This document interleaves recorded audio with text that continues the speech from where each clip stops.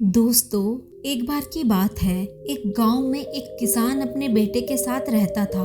वह जिंदगी की मुश्किल से मुश्किल टाइम में भी शांत और पॉजिटिव रहता और हमेशा यह कहता, जो होता है अच्छे के लिए ही होता है, बस ऊपर वाले पर भरोसा रखो। उसके पास एक घोड़ा भी था जिससे वह बहुत ही प्यार करता था और उसे अपने परिवार का सदस्य मानता था। एक दिन वह घोड़ा कहीं चला गया। किसान ने पूरे गांव में उसे ढूंढा पर वह कहीं नहीं मिला। सभी गांव वाले इकट्ठा होकर किसान के पास गए और दुख जताते हुए बोले, आपका घोड़ा खो गया, यह बहुत ही बुरा हुआ, आप बहुत बदकिस्मत हैं। इस पर किसान ने मुस्कुराते हुए कहा, भले ही मेरा घोड़ा खो गया है, पर जो होता है अच्छे के लिए ही होता है। मुझे ईश्वर पर विश्वास है।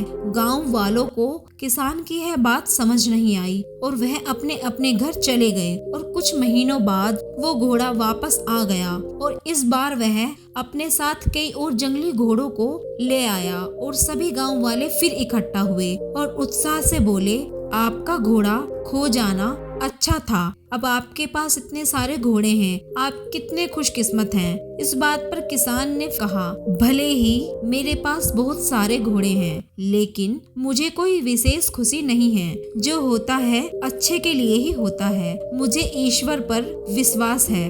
गांव वालों को किसान की यह बात फिर से समझ नहीं आई और वह अपने अपने घर चले गए। कुछ समय बाद किसान के बेटे ने घुड़सवारी सीखना शुरू किया, लेकिन एक दिन वह घोड़े से नीचे गिर गया और उसकी टांग टूट गई। सभी गांव वाले फिर इकट्ठा हुए और अफसोस जताते हुए बोले, शायद इतने सारे घोड़े मिलना अच्छा नहीं था। अगर यह घोड़ा नहीं होता तो आपके बेटे की टांग नहीं टूटती। आप बहुत बदकिस्मत हैं। किसान ने फिर वही बात कही, भले ही मेरे बेटे की टांग टूट गई, पर जो होता है अच्छे के लिए ही होता है। मुझे ईश्वर पर पूरा विश्वास है। गांव वालों को किसान की यह बात फिर समझ नहीं आई और वह फिर से अपने घर चले गए। कुछ समय बाद राज्य पर हमला हो गया। राजा की सेना कम पड़ने लगी, इसीलिए सभी जवान लड़कों को सेना में भर्ती किया जाने लगा। लेकिन किसान का बेटा युद्ध में जाने से बच गया क्योंकि वह घायल था। सभी गांव वाले फिर इकट्ठा हुए और भावुक होकर बोले, आपका बेटा युद्ध में जाने से बच गया, आप कितने खुशकिस्मत हैं। पर हम सब बहुत दुखी हैं क्योंकि हमारे बेटे युद्ध में चले गए हैं। अब हमें नहीं पता वह वापस आएंगे भी या नहीं। गांव वालों ने किसान से पूछा, हमने आपको जीवन की मुश्किल से मुश्किल वक्त में भी शांत और पॉजिटिव रहते देखा है, आप ऐसा कैसे कर लेते हैं। किसान मुस्कुराया और कहा, हमेशा खुश और पॉजिटिव रहने के लिए दो बातों को समझना जरूरी है। पहली बात, लोगों की बातों पर ज्यादा ध्यान मत दो, क्योंकि उनकी बातों पर ध्यान देने का मतलब है अपनी खुशी का रिमोट कंट्रोल दूसरों के हाथों में देना। अगर लोग आपकी तारीफ करेंगे तो आप खुश हो जाएंगे और अगर बुराई करेंगे तो आपको गुस्सा आएगा। अगर आप लोगों की बात पर ध्यान दोगे तो आपका दिमाग अशांत हो जाएगा